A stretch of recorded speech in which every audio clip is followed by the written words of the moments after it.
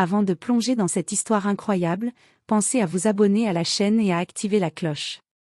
Ici, chaque récit a quelque chose à dire, et vous ne voudrez pas en manquer un seul. La pluie tombait sur Maple Street comme une confession qu'on n'osait pas faire. Fine, insistante, froide. Elle collait aux vitrines, aux trottoirs fissurés, aux épaules des passants pressés qui baissaient la tête pour ne pas voir, pour ne pas entendre, pour ne pas ressentir. Sous l'auvent d'un vieux magasin de prêt sur gage, un vélo rouge attendait. La peinture était écaillée, la chaîne grinçante, le guidon légèrement tordu. Mais il était propre. Trop propre pour appartenir à la rue. À côté du vélo se tenait un garçon d'environ 12 ans. Il s'appelait Ethan Walker. Ethan n'avait pas de pancarte. Pas de slogan. Pas de discours préparé. Seulement ses mains crispées sur le guidon, ses baskets trempées, et ce regard qu'on ne voit pas chez les enfants, celui de ceux qui ont compris trop tôt que le monde n'était pas juste. Chaque fois qu'un adulte passait près de lui, Ethan faisait un pas en avant, la voix hésitante, presque étouffée par le bruit de la pluie. « Monsieur, s'il vous plaît, achetez mon vélo. » La plupart ne ralentissaient même pas. Certains détournaient les yeux. D'autres fronçaient les sourcils, méfiants. Une femme serra son sac contre elle, comme si la pauvreté était contagieuse. Ethan avalait sa salive et recommençait. « Madame, je le vends pas cher, maman n'a pas mangé depuis 2 jours. » À ces mots, il baissait toujours les yeux. Non par honte, mais parce qu'il avait promis à sa mère de ne jamais la faire passer pour faible. Sa mère, Sarah Walker, était autrefois infirmière auxiliaire. Avant l'accident. Avant que l'hôpital ne la remercie poliment.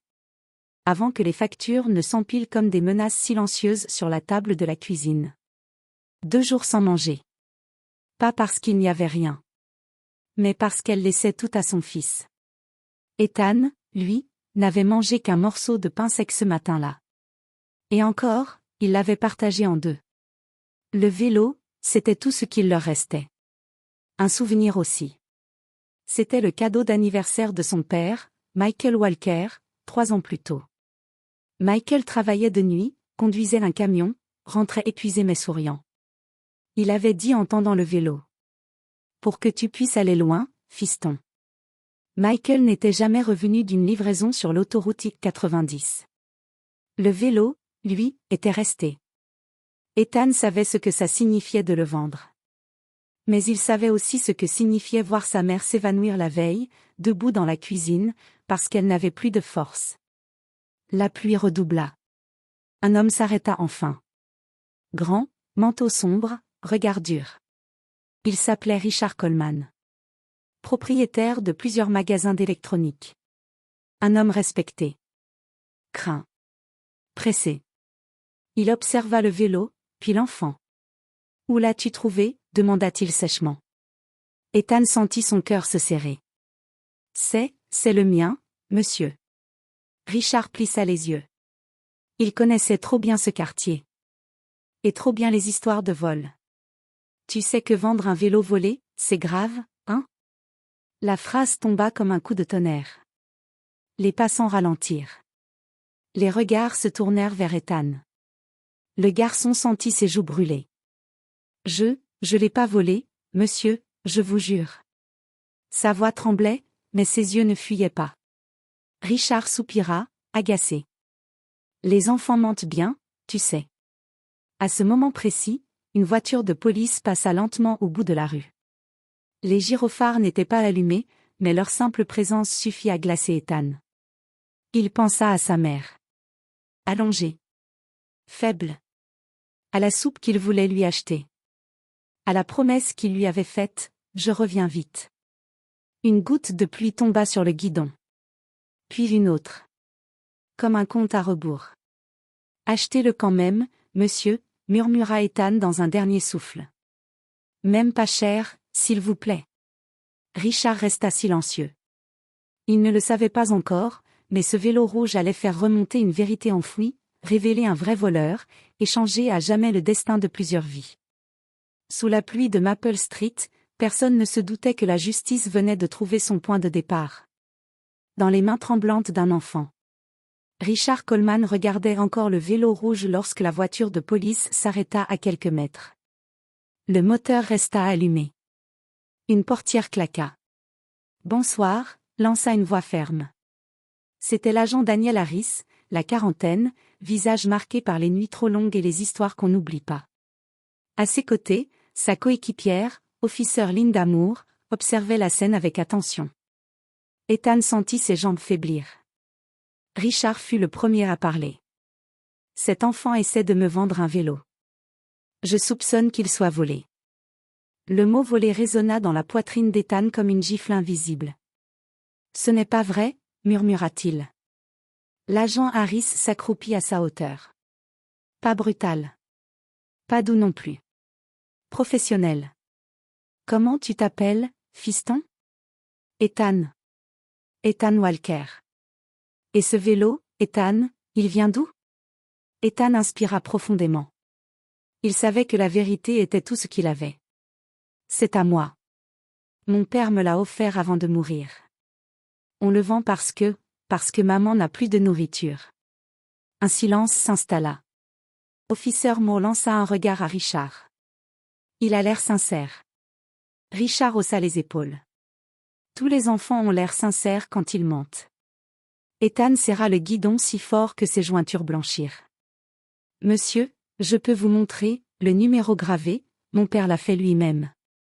Agent Harris se releva légèrement, intrigué. Montre-moi. Ethan tourna le vélo. Sous le cadre, presque effacé par le temps, on distinguait une gravure maladroite, MW+EW 2019. Richard fronça les sourcils. Ça ne prouve rien. Officer Moore, elle, sortit son carnet. Richard Coleman, c'est bien vous ? Oui. Et alors ? La semaine dernière, un vélo a été déclaré volé à 3 rues d'ici. Rouge. Même modèle. Le cœur d'Ethan manqua un battement. Mais, ce vélo n'a jamais quitté notre maison. Agent Harris consulta sa radio. Centrale, vous pouvez vérifier le signalement du vélo volé sur Pine Avenue ? Un grésillement.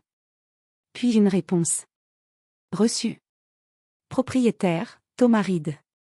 Vol déclaré il y a 5 jours. Richard esquissa un sourire discret. Voilà. C'est réglé. Mais Ethan secoua la tête, désespéré. Non, ce vélo était déjà à moi bien avant, je peux appeler ma mère. Où est-elle ? Demanda Harris. Ethan baissa les yeux. À la maison, elle ne peut pas se lever. Un instant, Harris hésita. Il avait vu trop d'enfants mentir pour survivre. Mais aussi trop d'enfants dire la vérité, et ne pas être crus. D'accord, dit-il enfin. On va vérifier. Richard soupira bruyamment. Sérieusement ? Vous allez perdre du temps pour ça ? Harris le fixa. La justice prend le temps qu'il faut. Ils demandèrent à Ethan de les conduire à son appartement. Un immeuble ancien, murs fissurés, escalier grinçant, odeur d'humidité. Devant la porte 3B, Ethan s'arrêta. Maman, j'ai peur. Harris posa doucement une main sur son épaule. Dis la vérité. C'est tout ce que tu peux faire. Ethan ouvrit la porte. À l'intérieur, Sarah Walker était étendue sur le canapé, pâle, trop mince, respirant difficilement. Officer Moore porta immédiatement la main à sa radio. On a besoin d'une ambulance. Richard, resté sur le seuil, sentit quelque chose se fissurer en lui. Ce n'était pas la scène d'un mensonge. C'était la scène d'un abandon. Et quelque part, dans cette histoire, le vrai voleur n'avait pas encore montré son visage. L'ambulance arriva dans un hurlement de sirène qui transperça le silence du quartier. Les voisins ouvrirent leurs portes, curieux, inquiets. Ethan se tenait contre le mur du couloir, les mains tremblantes, tandis que les ambulanciers s'affairaient autour de sa mère. Déshydratation sévère, hypoglycémie, murmura l'un d'eux. Ces mots frappèrent Ethan plus fort que n'importe quelle accusation. Agent Harris observait la scène, le regard sombre. Officer Moore, elle, s'approcha doucement du garçon. « Tu as bien fait de demander de l'aide, Ethan. » Il secoua la tête. « Je voulais juste vendre le vélo, pour acheter de la soupe. » Pendant ce temps, Richard Coleman restait en retrait. Il n'avait jamais mis les pieds dans un endroit pareil. Pas d'œuvre d'art au mur. Pas d'odeur de café. Juste la réalité brute d'une famille oubliée. Harris sortit son téléphone et consulta à nouveau le signalement du vélo. Thomas Reed, murmura-t-il. Tu le connais? Demanda Moore. Oui. Trop bien. Richard leva un sourcil. Et alors? Un vélo volé reste un vélo volé. Harris se tourna vers lui, froidement. Thomas Reed a déjà déclaré voler 3 objets différents cette année. Tous retrouvés. Aucun témoin. Aucune preuve. Richard resta silencieux. Et surtout, continua Harris, il habite Pine Avenue. Juste derrière l'ancien entrepôt. Ethan releva la tête. Papa travaillait là-bas, chuchota Tegill. Ce détail suspendit le temps. Ton père connaissait Reed? Demanda Moore. Il disait que c'était un homme, pas honnête. Qu'il gardait des choses qui n'étaient pas à lui. L'ambulance emmena Sarah Walker. Avant de partir, elle ouvrit les yeux, chercha son fils. Ethan, ne donne pas le vélo. Il hocha la tête en larmes. Harris prit une décision. On va voir ce fameux Reed. Pine Avenue était sombre, bordée de lampadaires défaillants. La maison de Thomas Reed se distinguait par un garage encombré, porte à moitié ouverte. À l'intérieur, des vélos. Plusieurs. Trop. Officer Moore prit des photos. Harris observa les numéros de série. Intéressant. Richard sentit la sueur couler le long de sa nuque. Vous insinuez quoi, exactement? Que certains volent, puis accusent les autres. Harris s'approcha d'un vélo rouge, identique à celui d'Ethan. Même modèle. Même année. Voilà le vélo déclaré volé, dit-il. Alors celui du garçon. N'est pas celui-là. Un bruit derrière eux. Thomas Reed apparut, visage fermé. Qu'est-ce que vous faites chez moi? Harris se retourna lentement. Thomas Reed, vous êtes en état d'arrestation pour fausse déclaration et recel. Reed recula. C'est faux. Les preuves parlent, coupa Moore. Richard resta figé. Il comprenait enfin. Ce n'était pas l'enfant qu'il fallait craindre. C'était sa propre hâte à juger. Et pendant que les menottes claquaient, Ethan attendait à l'hôpital, ignorant encore que son vélo allait devenir la clé d'une vérité bien plus grande. L'hôpital St.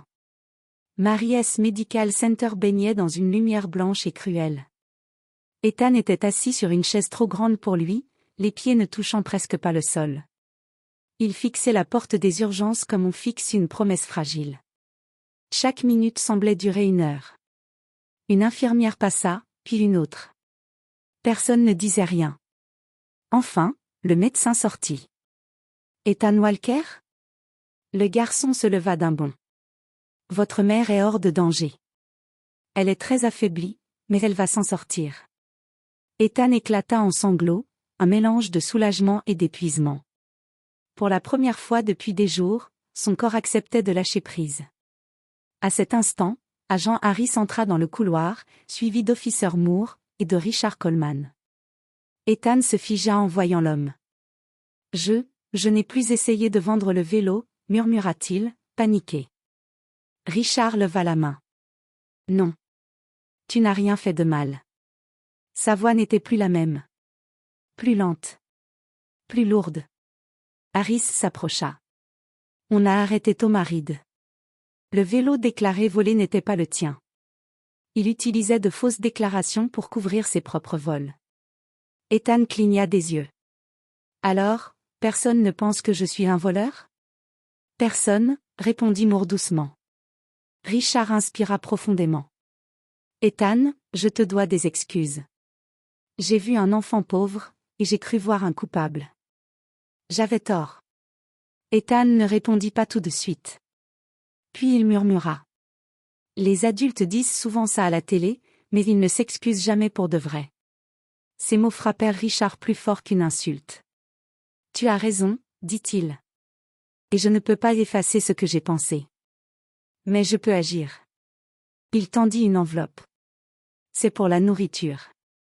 Et pour les médicaments de ta mère. Ce n'est pas un prêt. Ethan hésita. Je ne veux pas vendre le vélo. Richard sourit tristement.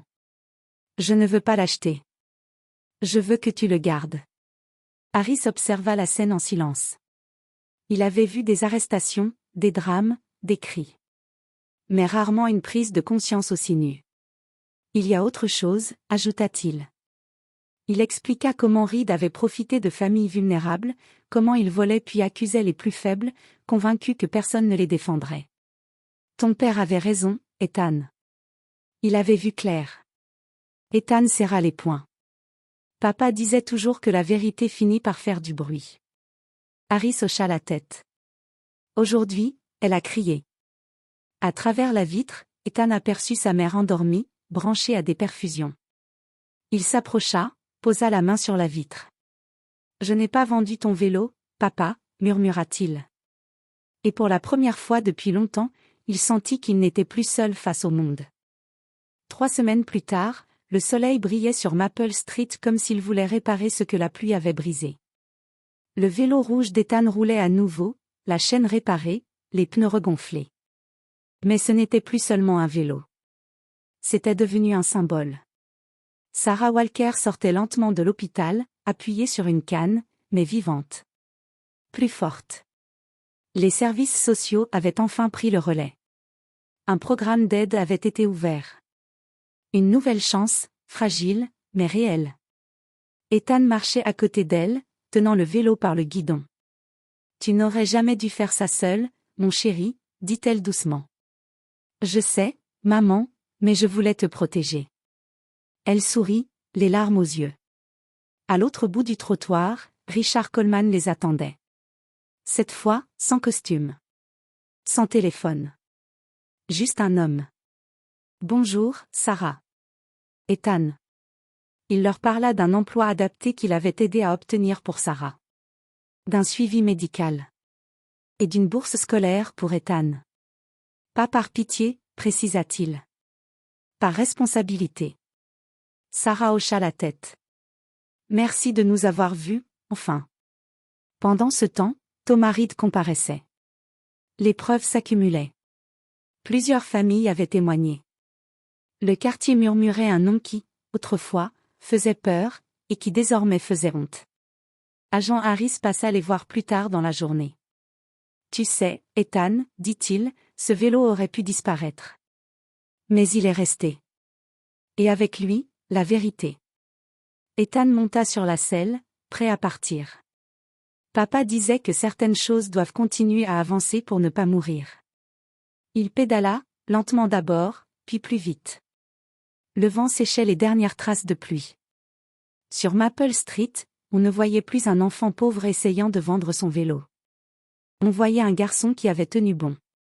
Et tous ceux qui avaient détourné le regard ce jour-là comprirent enfin une chose. Le vrai voleur n'était pas celui qui demandait de l'aide, mais celui qui profitait du silence des autres.